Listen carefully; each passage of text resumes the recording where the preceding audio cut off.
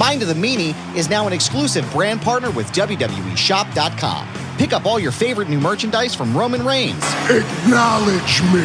Cody Rhodes. I have to finish the story. LA Knight. Let me talk to you. And more using our exclusive link in the show notes. Click below and show your support today for your favorite WWE superstar at WWEshop.com. Yeah! You know, Meanie, What's that, Adam? we hear this a lot. Every CBD company tells you that their product is the best. With quality control measures like lab testing and QR codes now becoming the standard, it can start to seem like all CBD brands are the same, but I'm here to tell you something, Meanie. They are not. Knowing what makes certain brands better will help you spend your money more wisely and have more confidence as you incorporate CBD oils, topicals, capsules, or gummies into your own wellness routine. And that's why we're proud to partner with Green Road CBD as an official sponsor of Mind of the Meanie. And Meanie, I know you're a longtime user of Green Road CBD. How has Green Road CBD helped you in your life? Let me tell you, Green Road CBD is a product I've been using for years. And when we started Mind of the Meanie, I always was like, let's get Green Roads as a sponsor because I use them almost daily. Whether it's the gummies, you know, to take care of the aches and pains of 30 years of wrestling, the topical solutions that help my knees, help my back, help my elbows, help my shoulders. Green Road CBD has done everything to help me maintain a pain-free existence from all the years of wear and tear as a professional wrestler. And to me, Meanie, that sounds like the Green Road's difference. And it comes down to a really few important points. They're just part of the reason that they've won industry awards year after year, earned thousands of five-star reviews, and have heard countless stories from customers just like you about the impact that those products have had on your life. So Green Roads is led by a compounding pharmacist with 25 years of experience helping her community getting healthy. For her and the entire company, it's more than just a job, it's a mission. And not all hemp sourcing is equal, Meanie. I'm not sure if you're aware of that. But they select their hemp from high-quality American farms, and also not all lab testing is equal, which is why they use an accredited independent lab to conduct full panel tests on every single batch. And that's why Green Roads is an original manufacturer, not just a quote-unquote white label brand. So right now, you can go to greenroads.com, Meanie, and save 25% off of your entire purchase. Wow. 25% off of everything, Meanie. That's huge. And all you have to do is go to their website right now, greenroads.com, and use promo code MEANIE at checkout. It's 25% off your entire purchase by using promo code MEANIE at greenroads.com. Own the day with Green Road CBD, and we thank them for sponsoring the program.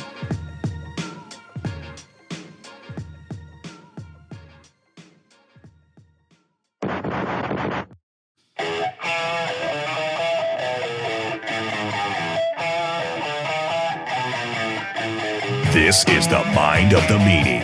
Here are your hosts, the Blue Meanie and Adam Barnard.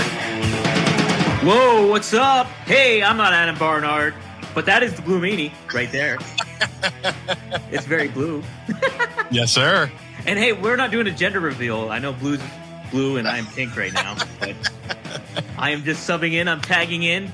Pink was my dress choice. Yes, the hot tag. That's right. The hot tag. Yeah. Good shit, man. Tagging on. Hey, yeah, dude. Welcome. This is awkward, but not. Yeah, right? Huh? Familiar, but not.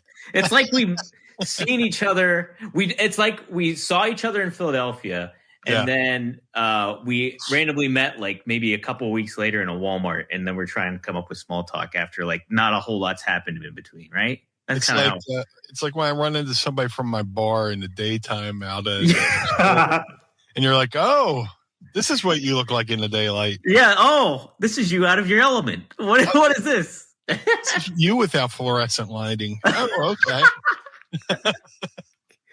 Well, hey, it's good to be here. It's good to. Dude, thank you for. It's last second, but hey, Adam Bernard's a pussy. And what I'm just kidding. I'm just kidding. Yeah. He is very ill. Yes, it'll feel better, Adam. Yeah, I'm the mental illness. He's the physical illness. But, shout out to Adam. Dude, he's been. Dude, we've both been sick. You know, you've been sick too. Dude, we went to Ireland for our honeymoon in September. Yeah.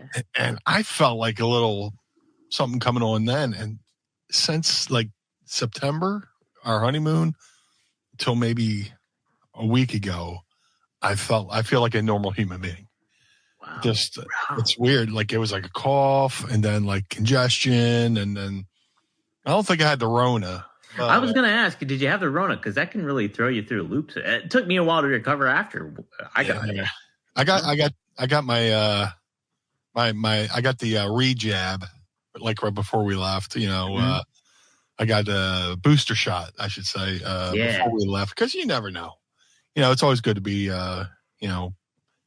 cautious. That's why I just walk around all day with with a condom on, just to be protected, just in case anything happens. You got to be careful. I was going to say the joke, and I was like, that joke's not going to land, and I couldn't think of another fucking outcome for that fucking joke. But forgive me. Sorry. No, but it's good to be boosted and all that shit, just in case. Yeah, right. You gotta feel confident in yourself, whether if the get booster shot or anything like that. You want to cover your bases or make sure, it's that's the name of the game nowadays. So, but hey, Adam's got Adam's sick. You're kind enough to fill in last second. We're all a part of the One True Sport family here. That's it. We got to look out for one another and tag each other in when needed and stuff like that. And we got some good stuff cooking on tap for One True Sport. So, and I'm happy that you guys are a part of it. You guys been just a consistent effort, and like Adam's been a steady Eddie with this show too. I think he said on Twitter that it was like since 2020, since he started, this is the first show he's missing. Is that right? Yeah, this is the first show he's missed. We haven't missed a week. Wow. Since this whole thing started during the lockdown, we've put something out every Monday morning, and it's a sense of pride, when you're doing this for something I wasn't sure. You get in the world of doing a podcast. Yeah, people are always like, me, do a podcast. I was like, of what? So I pondered it for years, and it came down to, I was like, you know what, give it a shot. Gave it a shot. And then, the podcast really got me through the lockdown and stuff like that, just sitting in the house. But then, Adam came along and, took over the reins. And, like I said, he's been here every show for the last, 2 years. So, for him not to be here, he must really be sick. He must really be down. Yeah, man. Yeah.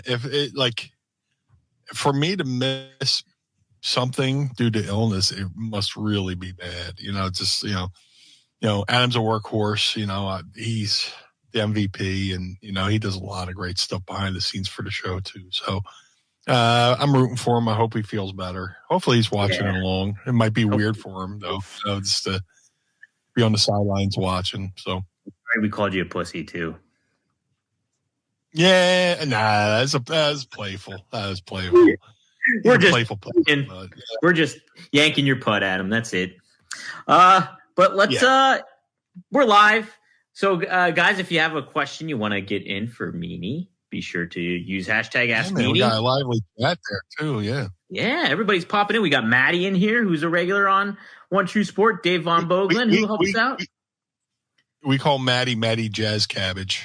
Oh, do you? Now, how does he's Maddie, Mr. Marijuana? We call him Jazz Maddie Cabbage.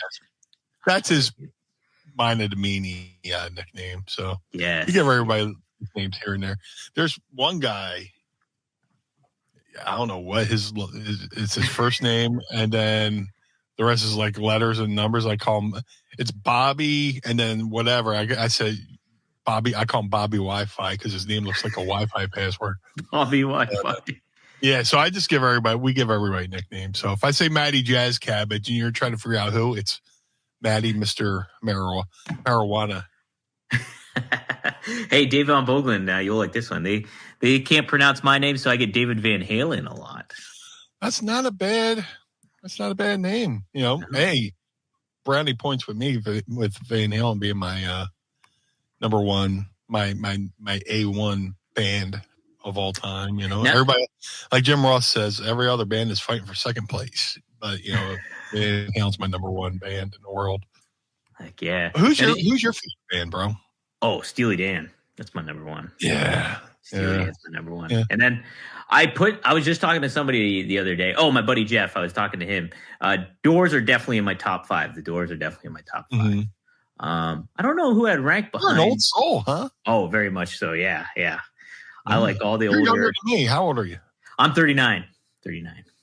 Motherfucker. I'm 51.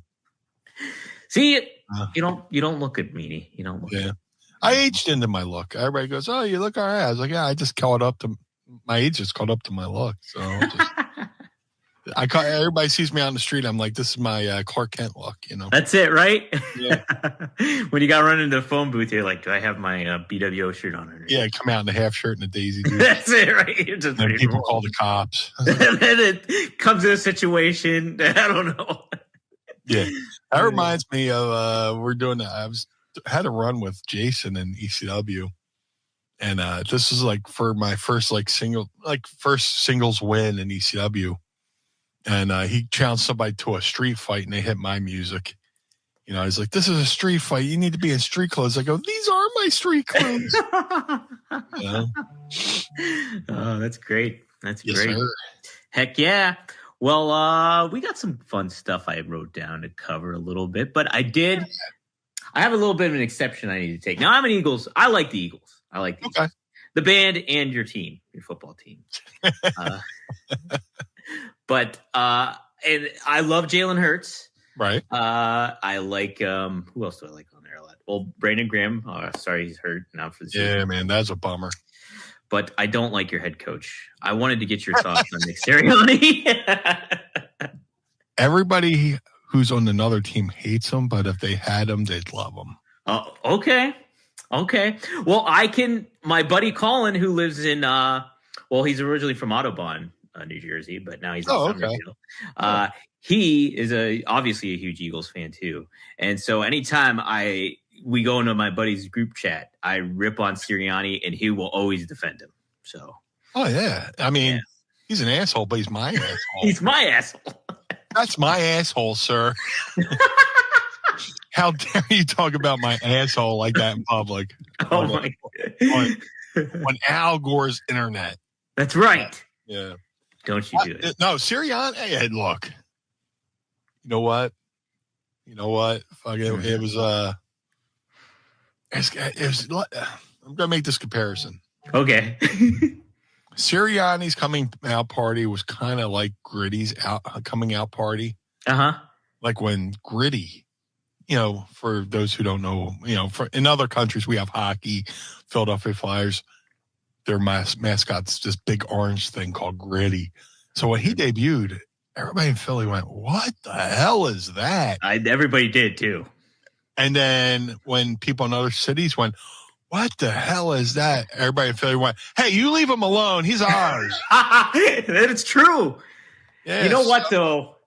Gritty though has he's got like this.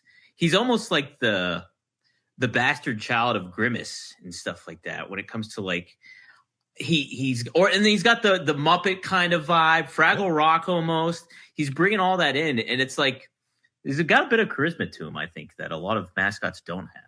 But it's funny you bring up Muppet, but the Philly Fanatic is an official Jim Henson creation. What? Really? Yeah. No shit. Yeah, back like 2 years ago, maybe 3 years ago, they tried to switch up his look because they were having a little tussle over the trademark with the Henson Group. Oh. But I think they eventually just went and paid whatever it was just to own it outright. So, but I was getting back to Gritty and Sirianni. Like Sirianni, debuted, in the lockdown or whatever.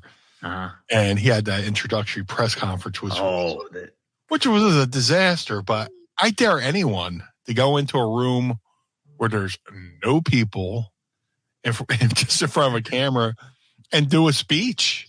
And he dude, I got, I listen to sports radio all the time. And the player said, Sirianni would use that speech, to talk about things he could have done right. He's like, if I can point out my flaws, blah, blah, blah.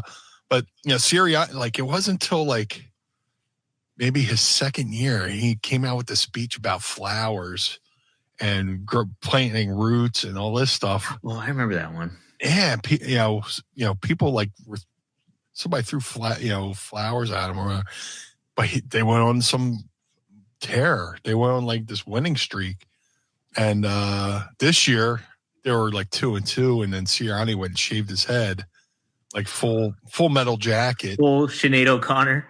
Yeah. And they went on a 7-game winning streak. So they got a tough game this weekend with Baltimore. It's going to be interesting. I'm like one of those guys. I'm all in on all Philly sports, but like I'll like secondary teams because of my wrestling career. Yeah, there's certain cities where they're like instrumental to my early days. So like I like Detroit. Yeah, because I wrestled in Detroit a lot. For Sabu. Yeah. I wrestled in Pittsburgh a lot for Norm Connors. Steel City, that's where you're at. Yep. Another town I went to, Baltimore. For it was MEWF at the time. Dennis Whipwreck got working down there. So, I like the Baltimore Ravens. When the Eagles aren't playing, as long as it doesn't affect my Eagles, I'll root for the Baltimore Ravens to do well. Yeah, for this Sunday, but it's going to be a hell of a game. It should be a really entertaining one. I think the Eagles will have a little bit of motivation after losing Brandon Graham, like somebody like that. Though somebody next man up kind of deal. Yeah, and but and you can kind of get Lamar Jackson a little rattled. Like I mean, he hasn't shown up in the playoffs. Right. And then you look at I think a lot of the times when they play the Steelers, he looks at the Steelers almost as a playoff game, Lamar Jackson, because it's like he's their white whale. He's his white whale. The Steelers are his white whale almost. And it's like, how do you find footing on that? So has he not beaten the Raiders? I mean, the Steelers? His record's not good against them. Really? I know. It's like, I think the Steelers are like 11-1 against them or something. No, maybe that's too many. That's too many games, I think. But yeah. Well, going into this game, the Eagles have never won in Baltimore. Really? Yeah, they've never won.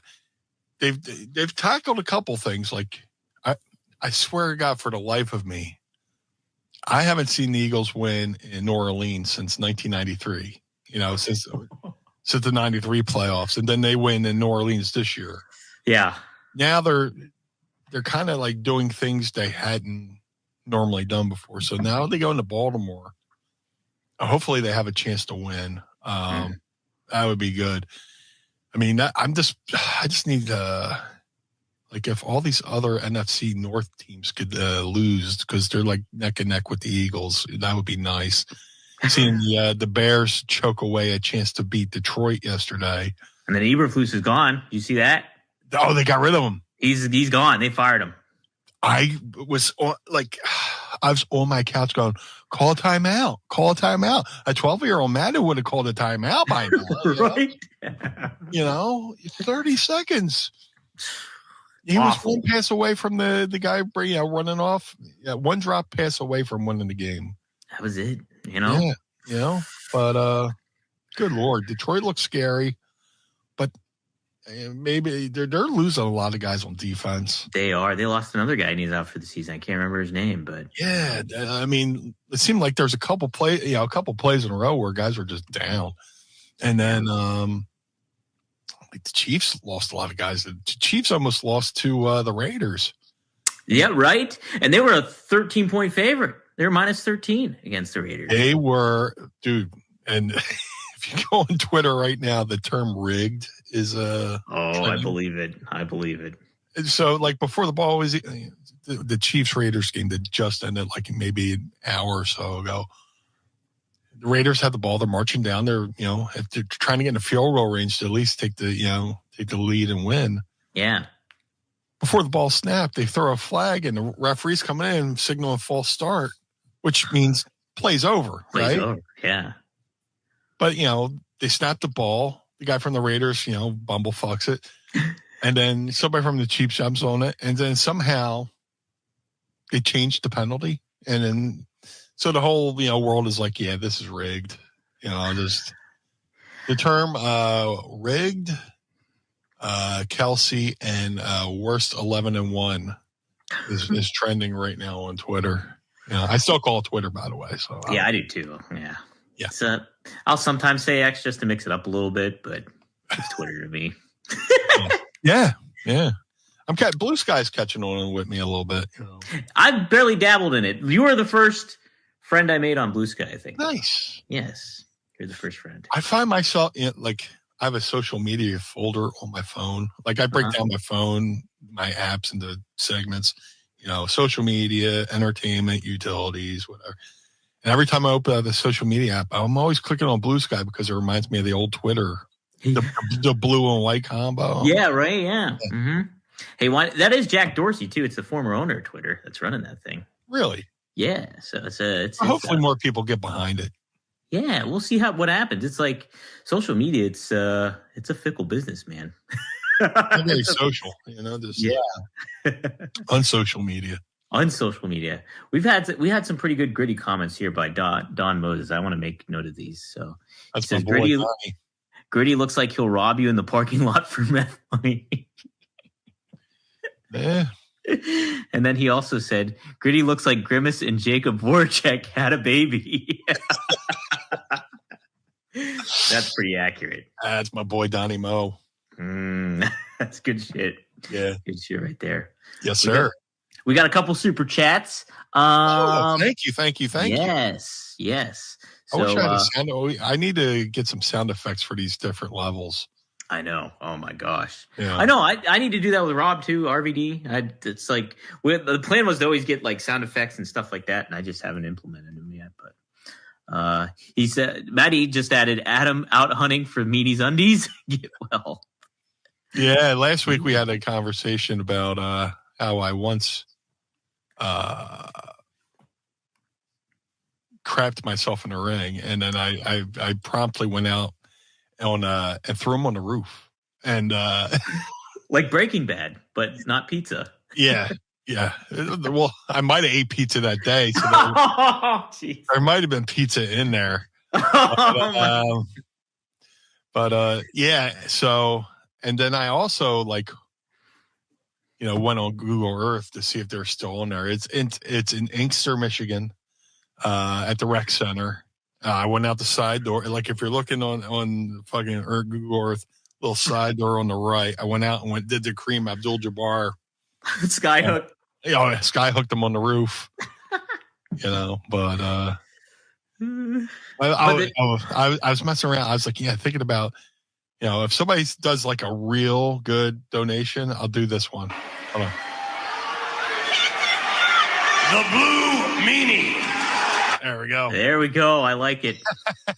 You guys get a good donation. And how about we make it, if somebody donates $10 with the super chat, we'll do I have to get like a bunch of different sound effects of different announcers saying my name excitedly. And that was Vince. When he was ECW champion.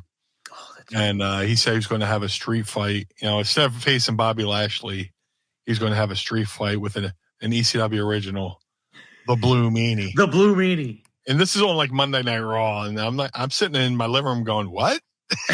Hey, what now?" Yeah. But I found that audio and just put it on the board. Well, hey, so I got to trim it up a little bit, make it a little bit. Yeah, tighten it up a little. A little snip. Yeah. But so last week when I was recording with RVD, he mentioned how he really liked the initial version of WWE's ECW and like on Sci-Fi, and how it kind of incorporated some newer guys like Bob Hawley and stuff like that, and he liked how it was kind of developing, and then Vince ended up going, well, we're just going to have one extreme match, and that's going to be the only match. It kind of changed the whole game, and Rob played his case for it, but he was like, I got to protect my referees and stuff like that. Blue Meanie, I wanted to get your thoughts about the initial version of that of how they implemented WWE and what they could have done to kind of cultivate that and keep that brand identity going and maybe make it something very unique that wasn't but that they ended up not doing. Well, I always say, like, you know, right before the real ECW closed down, the original version closed down, ECW was kind of steering off into a different direction a little bit. Yeah. Like, they still had some of the violent matches, stuff like that. But I think the original ECW kind of would have went the way of what Ring of Honor eventually became. You know, with Gabe Sapolsky worked in ECW. He was a protege of Paul Heyman. I think if ECW had continued, it kind of would have been a little bit what Gabe did with Ring of Honor. You know, ECW, I think ECW realized they kind of had to tone certain things down and to get the ad revenue and stuff like that. But Flash, you know, that didn't happen. ECW closed down. They bring back WWECW. And, well, of course, they had the, one night stand. Yep. Second one night stand. Then they bring back, and if they ended it after the second one night stand, that would have been perfect too. Sure, yeah. But whatchamacallit? I go back to that first episode of ECW on Sci-Fi, which I hated the fact that there was wrestling on Sci-Fi because people are already going, "See, I told you it was fake." It was fake. Where's the Star Trek people? Yeah, it's funny you say that. I heard from somebody who worked that first WWECW show that, you remember the zombie? Oh yeah. And my thoughts go out to him because I met the ECW zombie on the Indies afterwards, and he went up to every ECW original and would apologize for doing the zombie gimmick. I was like, bro, it's a payday. Don't apologize to me. It was a spot. Dude, you're talking to a guy who wore a half shirt and Daisy Dukes. You know, dude, don't worry about it. But the original plan was for an alien to come out, and Sandman Kane an alien.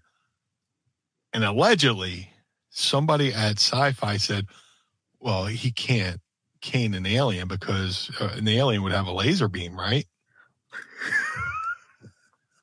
And that's what I heard. Of course. Yeah. That somebody who I talked to who was working that show said, that was the initial. Well, you can't have Sandman Kane an alien.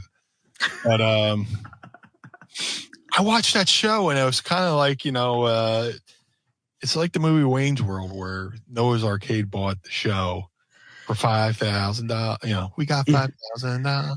They bought the show and then they go to the first TV taping of Wayne's World under the ownership of Noah's Arcade, and Garth goes, "This is Wayne's basement, but this isn't Wayne's basement." I was like, well, this is ECW, but it's not ECW, And to get back to my point of how, I thought ECW was going a different direction before they closed.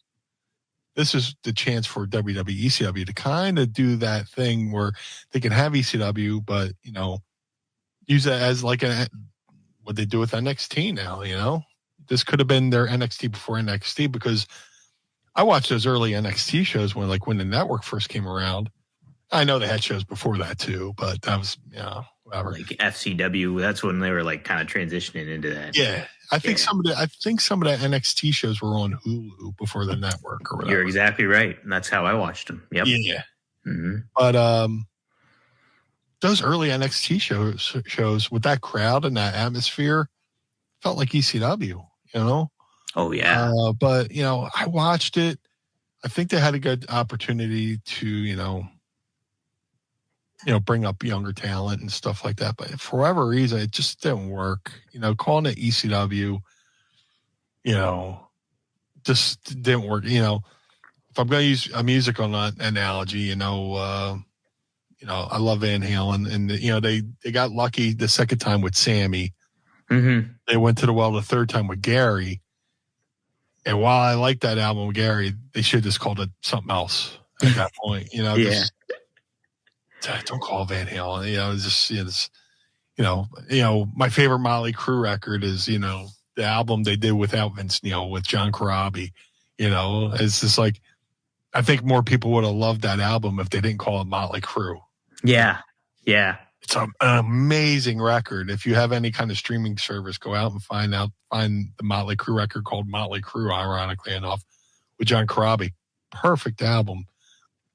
It just didn't pick up because people are so used to the Vince Neil sounds. But back to the ECW,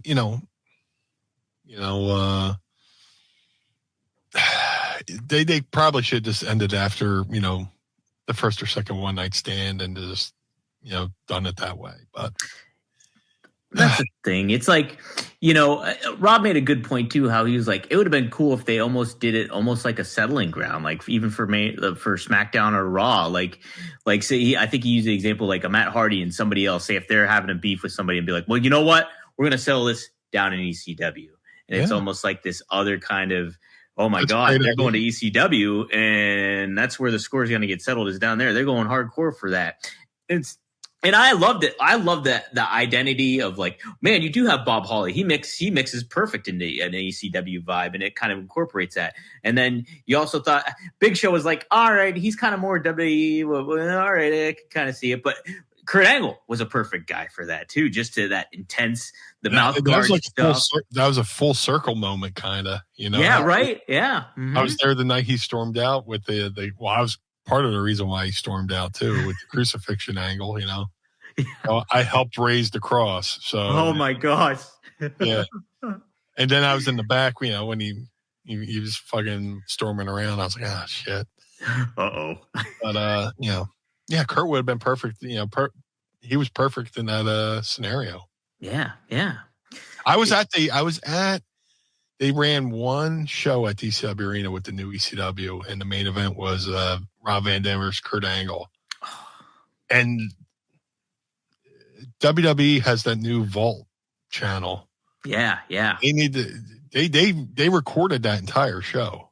Oh shit! Really? Yeah, it was like a one camera shot, but they should put that up there on the net. That was a great match. That was such a good Van Dam versus Angle in the ECW Arena. It was amazing. Man, I'll have to bring that up to Rob on the show when we. Well, he's got more pull than I do, so he could probably contact somebody at WWE and say, "Hey, can you put that match on the Vault channel?" Yeah, right. Toss it on up there, huh? Yeah. I would not be against that. Another thing I wanted to talk about: Paul Heyman just did an interview with Shaq, not Shaquille O'Neal, but the Shaq from CBS Sports. Oh, okay. Yes, who I met. He's a very nice guy. So, awesome. But I guess Paul was asked about potentially future Paul Heyman guys. And he gave a little bit of a list. I want to get your opinion on who you think would be a great up-and-coming Paul Heyman guy. But here's the list that Paul Heyman said. It's a few names that said. Gunther, Damian Priest, Braun Breaker, Liv Morgan, Rhea Ripley, and others are remarkable talents. This roster is the deepest and most talented in the history of the industry. Any of those names really stand out to you? If you had to pick like one or two new Paul Heyman guys, who would it be? I think Gunther could be like the new Brock, you just look at him. He looks like he should be wrestling Lou Thez at Comiskey Park. 100%. Yeah. All his matches should be in black and white, But yeah. Oh my God. So there was Gunther, Rhea Ripley, Gunther, my boy Braun Priest. Yep, Braun Breaker.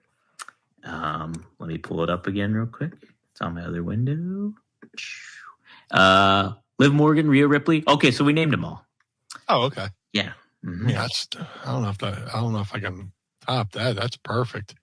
I could definitely see Gunther though, man. Paul was always good with being the mouthpiece of like guys who were on the up. He gave so much credibility to people. Brock first came to WWE. Yeah. I mean, where would have Brock been without Paul? You know, Paul was the mouthpiece, you know, and that was the secret to having managers. You give a guy who's like incredibly talented in the ring, might not be able to cut a promo, but you give him a manager who can cut a promo, you know, like when superstar Billy Graham, you know, he didn't need a manager, but they gave him the Grand Wizard. He's like, why are you giving me a manager? I can talk, you know? Yeah. Mm-hmm. Paul was the perfect thing for, you know, Brock and telling the story. But who else would be a good, well, there's a couple of Paul Heyman gals on that list, but I mean, you know, definitely Braun Breaker. Yeah, and they teased that immediately. Yeah. I think they could wait on that for a long time, though, almost, to be honest, because it's just like you don't want to have that too much of a connotation with Brock. You want Braun to be his own kind of man, and Braun obviously not as big as Brock, but I mean, like he's got that. They're building him up to be like that. He's explosive, right? He's got that explosibility, and like he can just be up. He can be up on you before you even have a chance to blink. You know, yeah. And that's what was scary about Brock. Brock was big, but he can just snatch you up, grip you up. Right. There's nothing you could do. Yeah. You know? It's like, what do you do? What's the joke? What do you do if a pit bull humps your leg? Let him finish. That's it. Just, you know. Yeah. Braun Breaker. He's a guy who he's going to have his way if in a fight. He's going to be on you in the blink of an eye and have you tied up like a pretzel, just like Brock. But like you said, don't break that glass just yet. You know, and break the glass in case of emergency. Don't do that yet. Let Braun build up his attaché case in WWE, and maybe in like 4 or 5 years, you could probably go that route. I think he'd be a good antithesis to Paul Heyman. Like if Paul Heyman has another Paul Heyman guy, and then you have Braun on the opposite side of the thing, and it's like that's who you bid him up against. We kind of throw a little bit of a curveball. Because I can see, Braun Breaker, I can see him going face. Sure, Luther, I see as a perpetual heel. Yeah, right. But dude, the Braun and Gunther feud would be really good, really good. It'll be so many. The sounds of the chops alone. My God! Gunther will chop you on your chest, and the print will show up on your back. That's it. Yeah. It'll be like a fossil. Matt Sandy makes a good point. He says CM Punk didn't need Paul Heyman, but it worked. I felt like that. Them together was like Bockwinkel and Heenan in a way. It's like Bockwinkel didn't need a Heenan, but it certainly enhanced all that together. Dude, perfect analogy. Nobody really talks about Nick Bockwinkel, and they should. And they should study him. Somebody should make it a point to be the next Nick Bockwinkel. Yeah. But Bockwinkel and Heenan were tremendous. Yeah, because they're both the rich guys, and that's a perfect analogy on Matt Sandy's part. Punk didn't really need him, but it worked. 100% it did. And I think I would love to see your boy Damian Priest with him actually at some point. Like, because it's like, I think I said this to a couple New Yorkers, Right. Couple New Yorkers. I think New Yorkers. Hey, but I think with what he did with, I don't know if you saw Raw this past week before the tease in with Gunther and him, Damian Priest, he's got that Scott Hall cool factor. You know what it is? And it's just like, Scott Hall's a huge influence on him. Yeah. Yeah, absolutely. And it's just, I think they're finding their niche with Damian Priest, I think. But, you could very easily have him turn heel and join with Paul Heyman at some point. And then you get a whole complete new dynamic with Damian Priest. I think something like that would work too. Yeah, Scott Hall was definitely a huge influence on Damian, to the fact that where like some of his early ring gear was modeled after NWO Scott Hall with the drippy letters, drippy blood, all that stuff. This walk through the ladder, for the ladder match, Yeah. But I could definitely. I think Damian makes a great heel. and he would definitely be great with Paul. Yeah, 100%. Yeah, Paul would be great. He can enhance anybody and stuff like that, I think. So. Well, the proverbial, Paul could manage a broomstick, get heat on a broomstick, and I don't think they really gave the whole thing, and maybe it was just the situation that the identity that WWE had at the time, but I would have loved to see them work a little bit more with Curtis Axel and see what they could have got out of him with Paul Heyman. You know what I mean? It just seemed like a missed opportunity with that and with Cesaro in tandem with that too, because later on he made Cesaro for a cup of coffee, but that was it. A cup of coffee. Ooh, rises to the top. Ooh, I got that too. Yeah, mine's as black as my soul, though. It's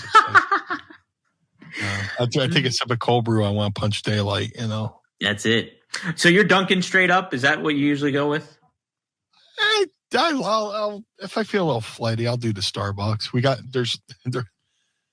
The joke about Starbucks being across from another Starbucks. That's kind of the case here in South Philly, but one's in the Target, one's in the Acme, as we say in South Philly.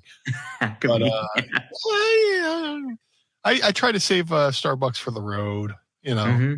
Like we're going somewhere, so yeah, I don't know. I'm weird. I save certain things for road trips, Yeah. And Dunkin's a little bit more accessible in Philly, I find. There's a lot more Dunkins than there are Starbucks, but there's still a lot of Starbucks. Yeah. And there's levels to the different Dunkins,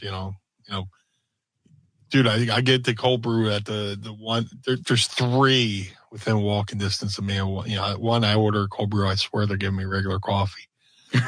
Fuck these people. So I go this one I go to. They just remodeled the Dunkin' on Oregon Avenue, and brother, I take a sip of that, and I'm just punching daylight, tasting colors, and just Jesus Christ. Oh, yeah. First sip, and I'm running to the bathroom, It hit you, huh? Oh, yeah. Unleash a dragon tail and just let it fall. I can watch it go down like the Titanic. Oh, my God. That Rob Van Dam doesn't talk about taking poops. No, once in a while, he mentioned something once, but that's it. He's very... Rob's great. He's awesome. He is. A lot of fun. Let me see what else I wanted to touch upon real quick before we go to the Ask Meanie aspect. This has been pretty good so far, man. We're 40 minutes in, Yeah. Yeah. A little hot tag action, Yeah, right? Hey, HTA hot tag action. HTA, I like it. HTA hot tag action. Did you know 25 years ago today, Meanie? I probably do, and I've probably forgot. Was when Stephanie McMahon, it was revealed that Triple H married her and ruined the wedding between her and Test. Ruined it. Hey, here I am with fucking anniversaries, right? Yeah. Especially my own. Uh-huh. It might have been last week or the week before, I finally remembered that we were doing an episode. We were recording an episode on the day the BWO debuted. Really? November to Remember 96. Not realizing the episode was actually dropping on the 30th anniversary of the Blue Meanie's debut, November to Remember 95. So, wow. Perfect opportunity to talk about fucking content and stuff like that. I was like, I'm so happy I remember the ones, I forgot the other, and we could just done both in the same episode. But yeah, 25 years ago, with the drive-through wedding. The drive-through wedding. Dude, man, Test was such a good dude. Right? Everybody in that angle, good people. I love Triple H was always great to me. Stephanie's awesome. But, let people know about Test. Test was such a great guy, man. Sweetheart of a guy. Soft-spoken, Canadian, well, polite, because he's Canadian. I got to work with him, one time, and it was the coolest thing. Dude, think about this. It was an 8-man tag. Mm-hmm. On one side, it was Test, Masked Superstar,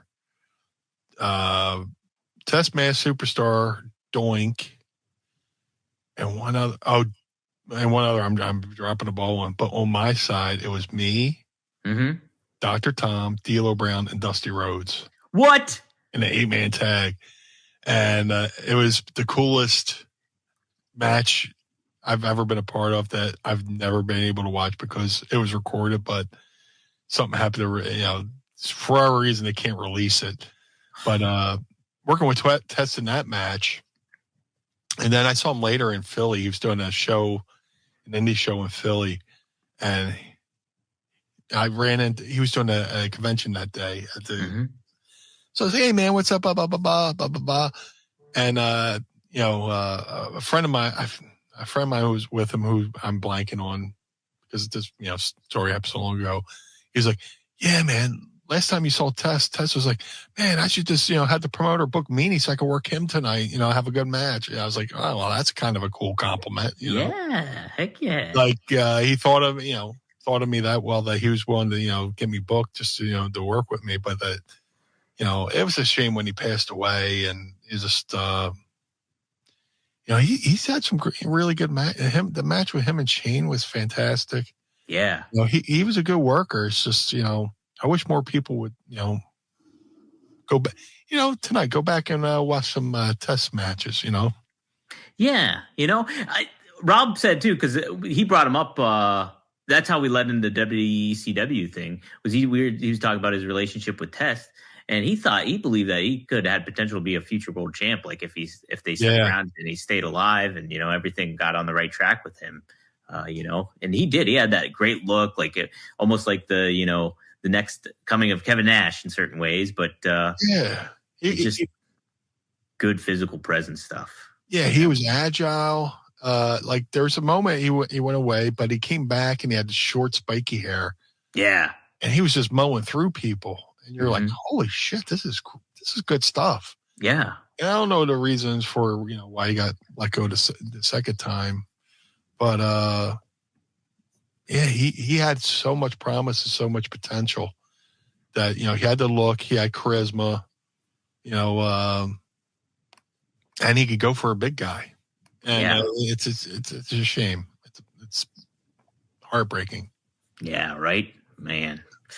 It is really heartbreaking. I love Tess. He had the best action figures. I'll say that too. As a wrestler, they made some good action figures in him. Awesome. Yeah, so go on eBay, check them out. All right, hey Meanie, are you ready for a little Ask Meanie? I would love to. Let's hit it. It's time to ask Meanie anything. Ask me something. That's great. A real Meanie fart, by the way. Was it really? You just put it up to the. That's. Dude, little full disclosure. Uh-oh.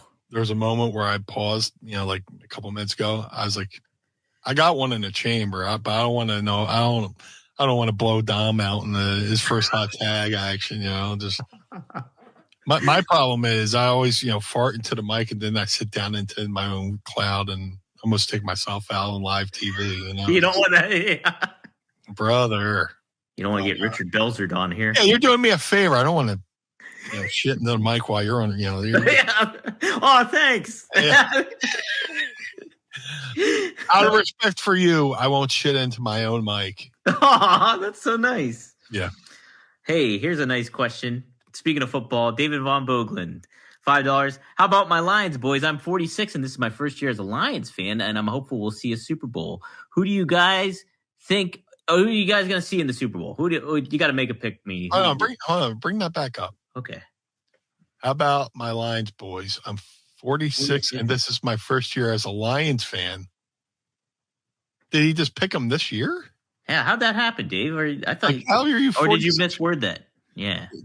Yeah, let's give you a reason to, redeem yourself. But you're saying you're 46, and now you're choosing the Lions to be your... Hopefully we'll see a Super Bowl. This is my first...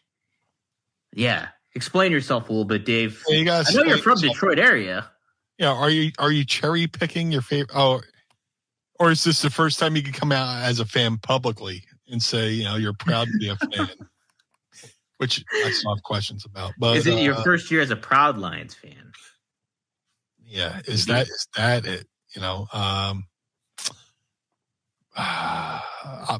My predict. Well, I would love to see my Philadelphia Eagles in the Super Bowl. So I'll go with the NFC Eagles. Take yourself out of it. Take yourself out of it, though, Meanie. If I had to take myself, take your fandom out of it. Who you going with? It could still be the Eagles. Eagles, Bills. Okay, that's what. That'd be a fun one. That would be a fun. I don't think the Planet can handle those two fan bases in the same. Could you imagine that? They're jumping through tables we're lighting on fire. So yes.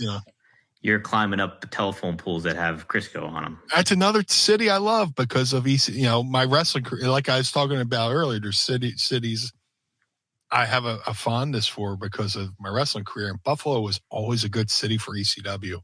Oh, yeah. I love Buffalo. As kids, we'd go Christmas shopping up in Buffalo. We wouldn't go to Pittsburgh. We'd go to Buffalo, or we'd go to Erie. Yeah, Buffalo's the Burt Flickenser Center was so hot for ECW. That crowd was ravenous. Man. They were up for anything. It was like, it was like ECW Arena North almost, And now they're going through tables. You guys set the precedent for them. I would recommend against the plastic tables. Yeah, that's kind of weird. I always thought that was an odd choice of them. Those are very unforgiving. Yeah. I think I saw somebody else was going through tables, another fan base, and they gimmicked them. I saw they gimmicked the plastic tables. You can't gimmick them. I know that, was it the CBS pregame show or whatever? They were up in Buffalo going through tables, and you could tell those tables were gimmicked. Yeah. Yeah. Did a Bills fan ever set one on fire and go through it? Hold on. I think David. Did he explain himself? In the chat there. Oh, okay. David Van Halen. Now, after 40 years of suffering as a Lions fan, I look like a first year that I'm hopeful they'll see a Super Bowl. Okay.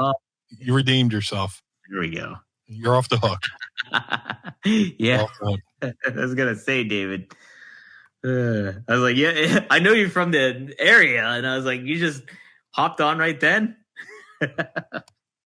Sound like a Cowboys fan, just... I know people, I'm a Cowboys fan, but I'm also a Lakers and Yankees fan, too. Did you ever see the Homer Simpson meme where he obviously going in the bushes? There's the one where he's like a Cowboys fan and he comes out like a Yankees or a Los Angeles. I think they like that Yankees Dodgers series must have been tough on Cowboys fans. Who do I root for? What do I do here? Yeah. Did you know, fun fact, Meanie, I was originally a Cowboys fan. Did I tell you that? Why? Emmitt Smith. I was a big Emmitt Smith guy. And you're 31, yeah. And I was a Yankees fan too. But I still like the Yankees, and I enjoy the Cowboys, but I ended up converting to a Cardinals fan for baseball because of Tino Martinez because of the Yankees. And then obviously Pirates. I like the Pirates because of Pittsburgh. Yeah. And then obviously just the Jets. My dad was a Joe Namath fan. They got the old jerseys back. Vinny Testaverde was playing for him. I stole my heart. So there. Yeah, 90 kids who grew up in the 90s, like when I was like in high school, you're either a front runner Cowboys fan or a front runner San Fran fan. Yeah, right, because of Joe Montana and stuff. Yeah, well, yeah, it started off, late 80s. San Fran, with starter jackets, and then it morphed into Cowboys fans. Yeah, with the starter jackets. But I never understood that, man. If you live in a city where you have a sports team, because people are going to I'm an Eagles fan. Yeah, people are going to shit on the fan base anyway, or just shit on people from Philadelphia in general. Yeah. It doesn't matter if you like the Cowboys fan; they still think you're an idiot because you're from Philadelphia. So you might as well root for the Eagles, right? So That's it. All our stereotypes, It was fun to when I lived in Philly. I always liked to watch the Eagles and stuff like that. The only one I couldn't get behind were the Flyers, but that was it. I'm a 4 for 4. I love all the teams, but some teams just make it hard. Yeah, I'm totally out in the Sixers. Oh gosh. Is it because of the way that the load management and how that team kind of handles themselves? Yeah, it's just imagine you're a fan buying a ticket to go to a game and they're purposely keeping one of their big stars. Yeah.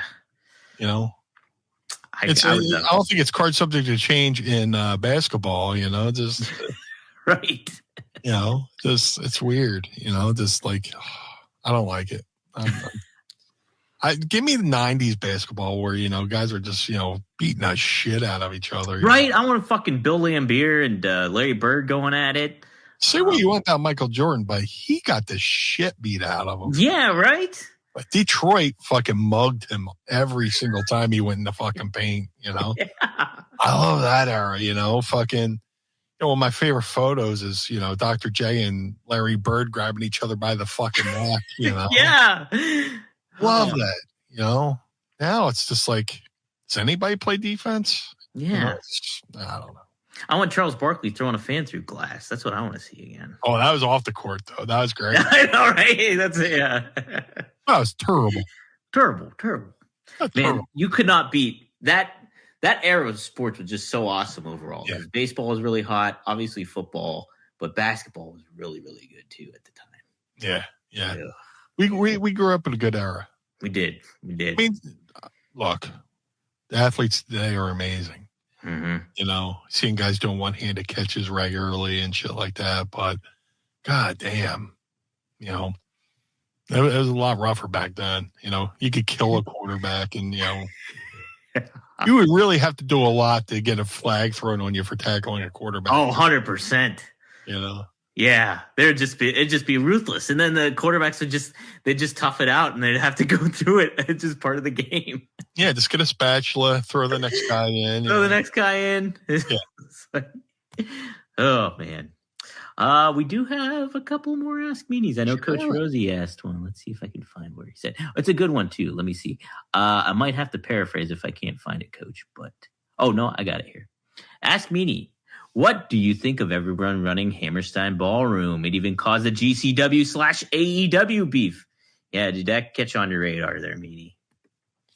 I can give you context if you want. There seems to be like this underlying feud between GCW and AEW. Yeah, right? Like low level.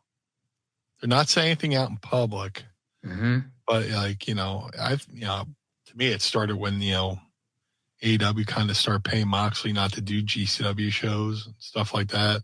Yeah. And there's a period where Moxley was, on AEW wearing GCW hoodies and stuff like that. Yeah. Coming through the crowd. And it seemed like, once that, they paid him, it seems like there's been this low level heat between AEW and GCW to the fact of where they're running,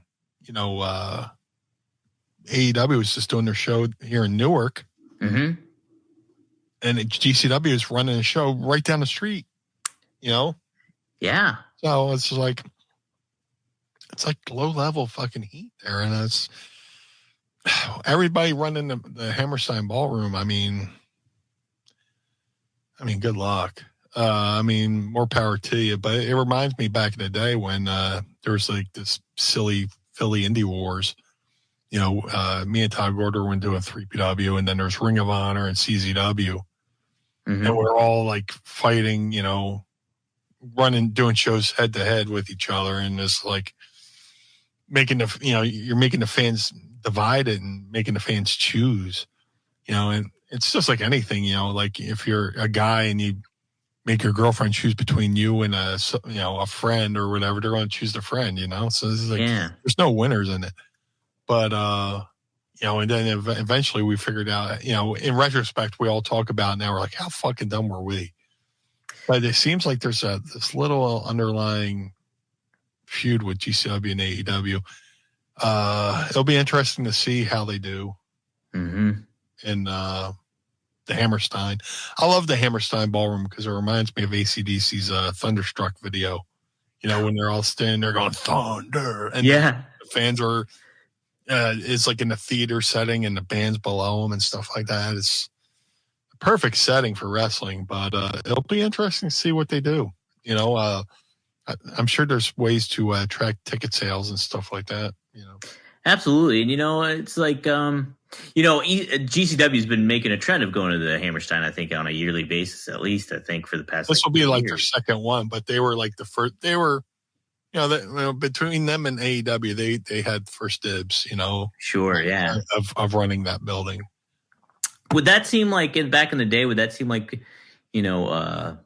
it, term I'm looking for? Like dirty ball almost, where it's just like, hey, come on. Like, or is that, that's just the name of the business, I would think. It's like, okay, who had the building first? GCW. And then AEW announced it. Then AEW made an announcement later on. So, yeah. Yeah. It's kind of like a shot at, in my opinion, it's kind of like trying to take away from GCW's plate. Yeah. And that's what Effie said, too, in the interview. Like, really? Okay.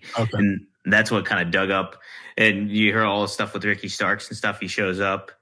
He showed up. Like I said, GCW was running like 20 minutes up the road. Yeah. And Ricky Starks shows up for GCW. I'm like, oh, I guess he must be done with AEW. But now he's still with AEW. Still with it? Yeah, I think they were letting him work the date. And then, so this is what was said. I had this on the notes too. Please. Yeah, Ricky Starks, GCW. So Fightful reported that AEW's decision to pull Starks was in part due to comments Effie made about Tony Khan and Shad Khan on his podcast. Now, Effie ended up saying that kind of took a dig at Tony in a way, saying that he's going off his dad's money and stuff like that, and said something like that during an interview. And so this is what Dave Meltzer ended up writing in the Observer, was while nobody officially said anything, the strong belief actually confirmed to us is that it was the comments from Effie of GCW on Tony Khan, particular line where he said about Khan's father paying Tony to stay away from NFL decision making, I think is what he said. And then he led to Khan feeling he didn't want to do business with GCW. So that's what Meltzer wrote in the newsletter. So a little bit more of like taking shots of Tony outside of the wrestling realm of things, it seems like. And then understandable, but in my ample gut, that's been the feeling for a while now. It's been like this low line tension between the two. Just they haven't. Maybe the Effie thing was the first public acknowledgement of it, but. So there's kind of like that. You love to see that kind of in certain ways when it comes to the competitive nature of things. But it's also like, man, you mentioned it too. It's just like if you look back on it from years ago, I was like, man, that's kind of dumb to be all like beefed up about. And like, imagine the business they could do if they actually worked together and like, I mean, like Tony's got a lot on his plate. He's got GCW. He's got Ring of Honor. If he can have his guys go to GCW just to stay, in ring shape. Yeah. Hey, look, I don't have anything for you for a month or two. Go work for GCW, stay in ring shape, come back. Kind of like, when Vince would send somebody down to ECW, send Draws down to us, send Phil LaFon and Doug Furness down to ECW, they could be working together. They should be working together, but pro wrestling's going to pro wrestling, Yep. It's all about politics and the name of the game. It's playing chess match, a little bit of a chess match going on.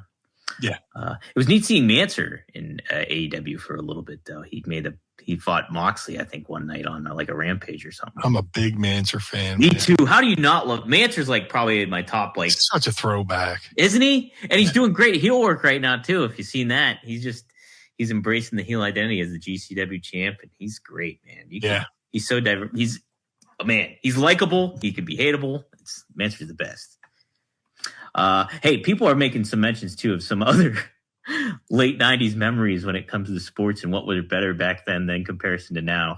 Masked Sandy says Robin Ventura charging Nolan Ryan worked out well for him. That was good stuff. And the best part of that, they didn't even throw Nolan Ryan out of the game. Yeah, right. Usually when you brawl like that, you're out of there, right? Yeah, they didn't even throw Nolan Ryan out. Oh man, Coach Rosie also said porn mags were a lot better back then. I would agree with that. I would think, yeah. Mm-hmm. They had a bit much more of a mainstream vibe for sure. Yes. Mm-hmm. Let me see what else is here. Now there was one more I thought Ask Meanie. Let me see. Maybe I'm wrong. Oh, I think Maddie had one. It was, what did you think of, I think it was the Brock Lesnar versus Eddie Guerrero promo? Oh yeah, Eddie versus Brock promo. Do you remember that one? Don't remember, but that was a hell of a match. Right? At the Cow Palace. Man. Yeah. And Brock did the right business too, Yeah. Mm-hmm. Yeah. 100%. Brock's always about the business, but that was amazing. Yeah. Yeah, Brock. That's what I love so much about Brock too. Is like you look at that match he had with Daniel Bryan, and it was such a weird position at the time because Daniel Bryan was a heel. Yeah. It was the Survivor Series. He was a heel, and Brock was almost like kind of the baby face, I guess. But like Brock sold great for Daniel Bryan. It was awesome. It was one of the best matches, and it was just such a weird dynamic because of the situations they were both in. But, things are done right. Mm-hmm. Yeah. That's what's great about Brock. He's not afraid to do the business right. So, cool. Meanie, I almost called you Robert, my other co-host. Okay. What do you want to plug? What's cooking here? So normally this is where Adam throws to me, and I go, if you would like to follow the Blue Meanie on all forms of social media, Facebook, Twitter, Instagram, Blue Sky, at Blue Meanie BWO on all forms of social media. If you would like to support the Blue Meanie, go to ProWrestlingTees.com/Blue Meanie. Right now we're having a Black Friday sale, so get in there, get yourself a BWO shirt. MadCatBeardCare.com. Get the Blue Spruce Beard Oil and Balm.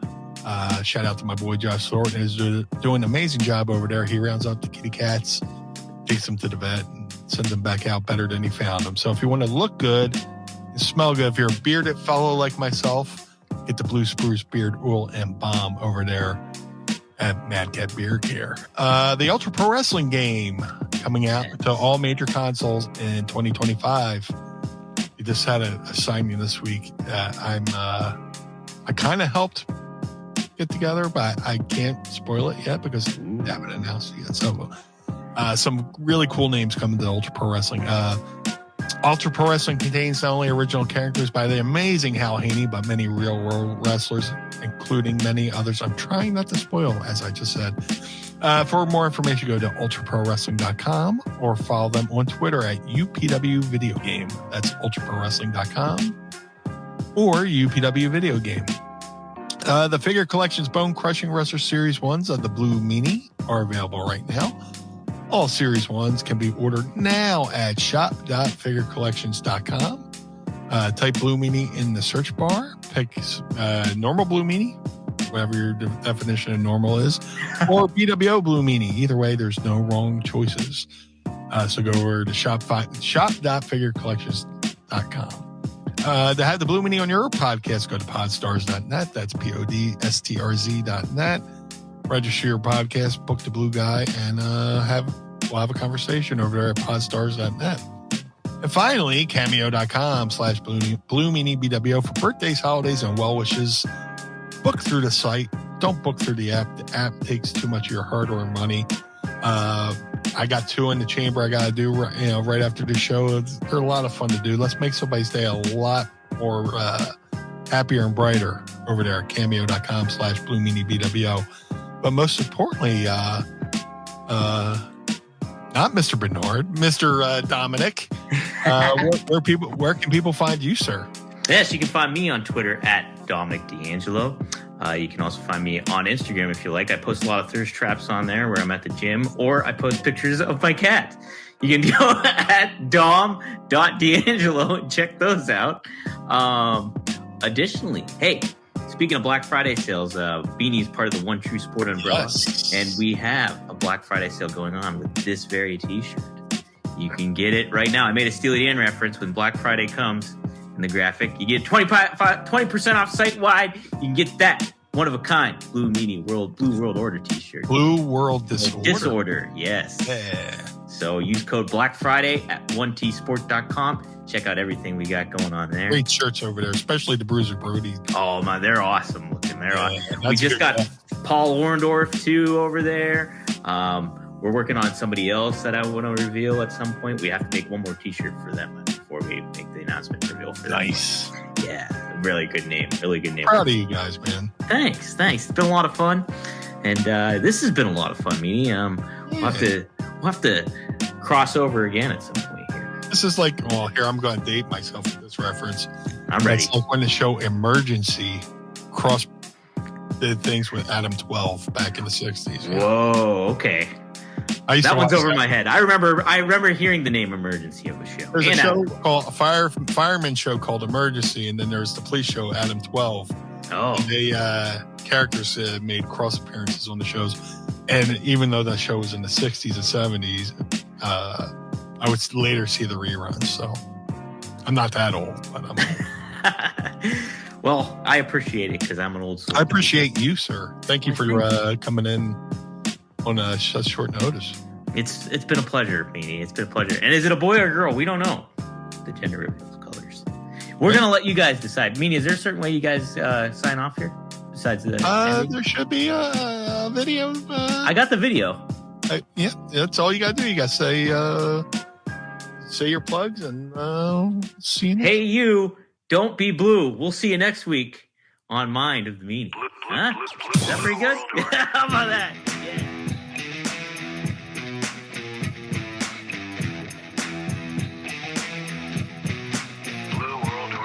This episode of Mind of the Meanie is hosted and executively produced by the Blue Meanie and Adam Barnard. It was mixed and engineered by Carl Pinnell. Additional narration is provided by the executive voice, Sam Krebs.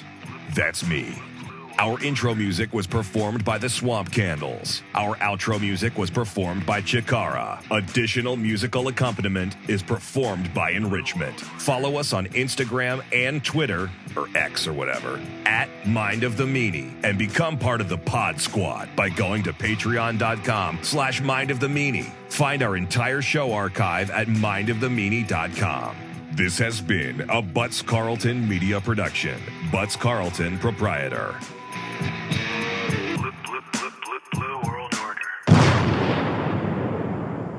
That was Blue Meanie's brain out.